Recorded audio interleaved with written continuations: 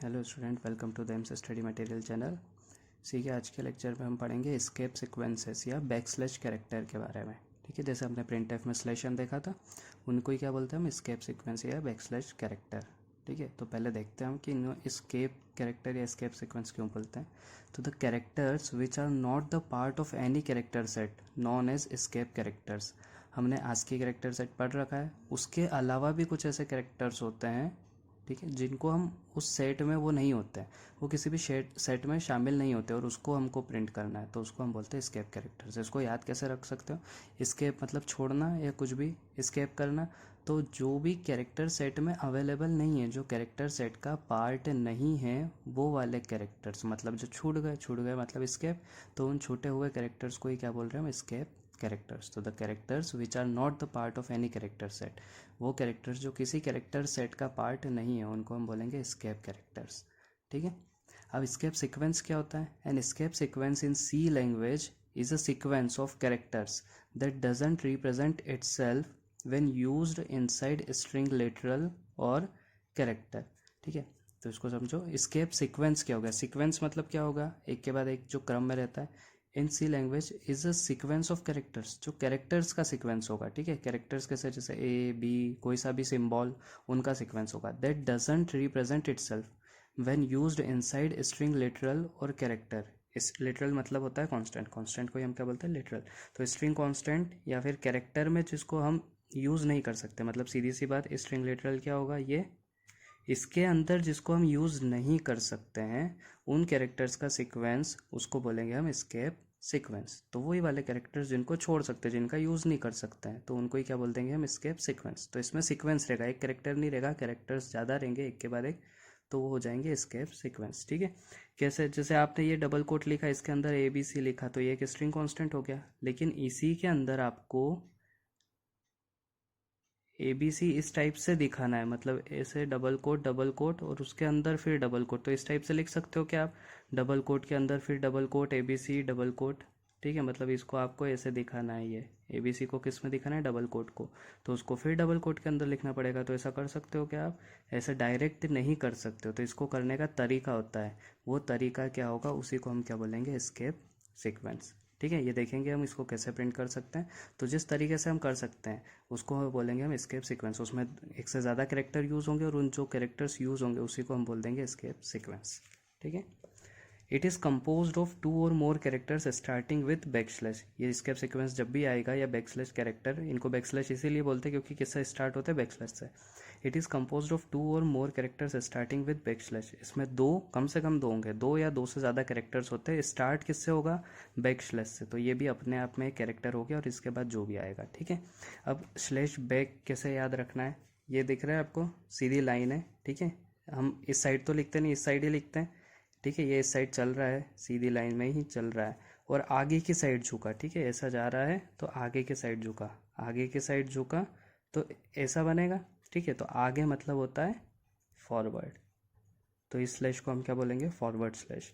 ठीक है, और ये ऐसे ही सीधी लाइन है, चल रही है चल रही है, और पीछे की साइड झुक गई। ठीक है, ये सीधी है और उस साइड झुक गई, तो पीछे की साइड झुकने को हम बोलेंगे बैकवर्ड या बैक स्लैश। ठीक है, तो फॉरवर्ड स्लैश ये होता है और बैक स्लैश या बैकवर्ड स्लैश ये होता है। ठीक है, इस तरीके से याद रखना कि बैक स्लैश, हम भूल जाते हैं स्लैशन में हमको ये वाला स्लैश लगाना है, ये वाला स्लैश, तो बैक स्लैश लगाना। तो बैक कैसा होता है, ये वाला है, ये वाला, तो जो पीछे की साइड होता है वो बैक स्लैश, हमेशा इस साइड जाना है, और जो पीछे की साइड झुकेगा वो बैक स्लैश। ठीक है, अब जो हमारे पास जो स्केप सीक्वेंस है उसकी जो लिस्ट है वो इस प्रकार है। सबसे पहले स्लैश ए, इसको आप याद रख सकते हो अलार्म से, बीप से, या अलर्ट भी बोल सकते हैं। ठीक है, तो जब भी हम स्लैश ए का यूज़ करेंगे तो एक बीप साउंड आएगा। ठीक है, तो हमारे कंपाइलर में वो, तो अगर साउंड सिस्टम जुड़ा होगा तो ही हम ये सुन सकते हैं, और सारे कंपाइलर में वर्क भी नहीं करता है। ठीक है, फिर स्लैश बी से होगा बैक स्पेस। हमने कीबोर्ड में बैक स्पेस का बटन देखा है, वो क्या करता है, कर्सर को एक स्पेस पीछे ले जाता है। ए बी सी लिखा है, कर्सर यहाँ है, तो हमने बैक स्पेस दबाया तो सी को मिटा देगा और कर्सर यहाँ पे आ जाएगा। ठीक है, तो बैक स्पेस कंपाइलर के हिसाब से काम करता है, तो एक बार स्लेश भी लिखा तो कर्सर को कहाँ ले जाएगा, पीछे। तो सी पे भी दिखा सकता है और सी को डिलीट करके भी दिखा सकता है। ये कंपाइलर टू कंपाइलर डिफरेंट काम करता है, लेकिन जो हमारा टर्बो सी प्लस प्लस का कंपाइलर है या टर्बो सी का कंपाइलर है उसका क्या काम, उसमें ये क्या काम करता है, कर्सर को एक स्पेस पीछे ले जाता है। जैसे कर्सर यहाँ था तो कहाँ पे ले जाएगा, अब कर्सर यहाँ पे नहीं ब्लिंक करेगा, कहाँ पे ब्लिंक करेगा, सी पे। ठीक है, तो बैक स्पेस का काम है कर्सर को एक पीछे करना। फॉर्म फीड ये हमारे कंपाइलर में काम नहीं करता है। फॉर्म फीड का मतलब पेज ब्रेक या नया पेज जैसे इंसर्ट करता है। फॉर्म फीड, फीड करना मतलब इंसर्ट करना। तो एक स्क्रीन है, उसी में मान लो अगली स्क्रीन इंसर्ट कर रहे हैं। पेज ब्रेक जैसे कि अब ये कैसे दिखेगी, ये अलग स्क्रीन है और ये अलग स्क्रीन, इस टाइप से ये वर्क करता है। स्लैश एन हमने बहुत बार देख लिया है। ठीक है, स्लैश एन क्या करता है, न्यू लाइन का काम करता है। मान लो ए बी सी के बाद स्लैश एन लिखा है तो ए बी सी के बाद कर्सर यहाँ रहेगा, लेकिन स्लैश एन लिख दिया तो कर्सर कहाँ चले जाएगा, नई लाइन में। स्लैश आर कैरीज रिटर्न, इसको याद रखना है। स्लैश आर सबसे शुरू में चले जाता है कर्सर। आपने बहुत सारा जो भी कुछ लिखा हुआ और उसके बाद स्लैश, अभी कर्सर यहाँ है, उसके बाद स्लैश आर लिखा था तो डायरेक्ट कर्सर कहाँ पहुँच जाएगा, शुरू में, स्टार्टिंग पे पहुँच जाएगा स्लैश आर से। ठीक है, slash T tab, tab button होता है हमारे कीबोर्ड में, उसको हम प्रेस करते तो क्या होता है, एक स्पेस नहीं, कम से कम जितनी भी स्पेस उसमें हमने उसमें सेव करी हुई होती है, जैसे मान लो 6 स्पेस, तो जैसे ए लिखा फिर 6 स्पेस के बाद प्रिंट करेगा दूसरा कैरेक्टर। ठीक है, ए स्लैश टी बी लिखा तो स्लैश टी में जितनी भी स्पेस पहले से होगी कंपाइलर के हिसाब से उतनी स्पेस छोड़ के फिर अगला कैरेक्टर प्रिंट करेगा। ठीक है, हॉरिजॉन्टल होता है इस लाइन में। ठीक है, स्लैश वी वर्टिकल टैब, ये भी हमारे कंपाइलर में काम नहीं करता है। तो वर्टिकल टैब कैसे करेगा, वर्टिकल मतलब ए के नीचे फिर स्पेस छोड़ेगा और फिर यहाँ पे बी प्रिंट करेगा।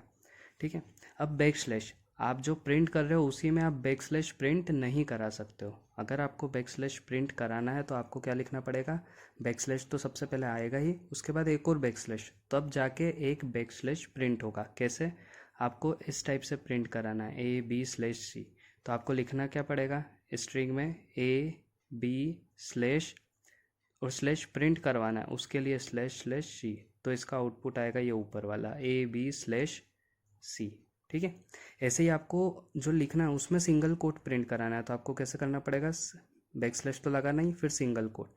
ठीक है, जैसे आपको लिखना है सी और उसके आसपास सिंगल कोट, तो कैसे लिखोगे, पहले बैक स्लैश फिर ये फिर सी और सी के बाद बंद भी करना है तो बैक स्लैश और ये, तब जाके सी के आसपास सिंगल कोट आएंगे। ठीक है, ऐसे ही आपको डबल कोट प्रिंट करना है तो आपको क्या लिखना पड़ेगा, पहले बैक स्लैश और डबल कोट लगाना पड़ेगा। ठीक है, जैसे ही वही सी के आसपास आपको डबल कोट लगाना है तो पहले आपको ये लिखना पड़ेगा, फिर सी फिर ये और फिर, तो आपको सी इस टाइप से प्रिंट होकर दिखेगा। ठीक है, आपको आपके प्रिंट स्ट्रिंग कांस्टेंट में मतलब जो भी डबल कोट के अंदर है क्वेश्चन मार्क प्रिंट कराना है तो डायरेक्ट आप क्वेश्चन मार्क नहीं लिखोगे, आप क्या करोगे, बैक स्लैश लगाओगे और क्वेश्चन मार्क लिखोगे, तब जाके क्या प्रिंट होगा, क्वेश्चन मार्क।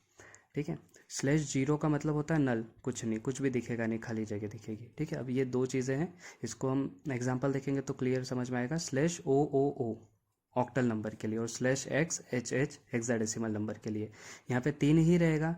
स्लैश और जीरो से तो आपको ये पता चलेगा कि ये क्या है, या 000 भी बोल सकते हैं, क्या पता चलेगा कि ऑक्टल नंबर है।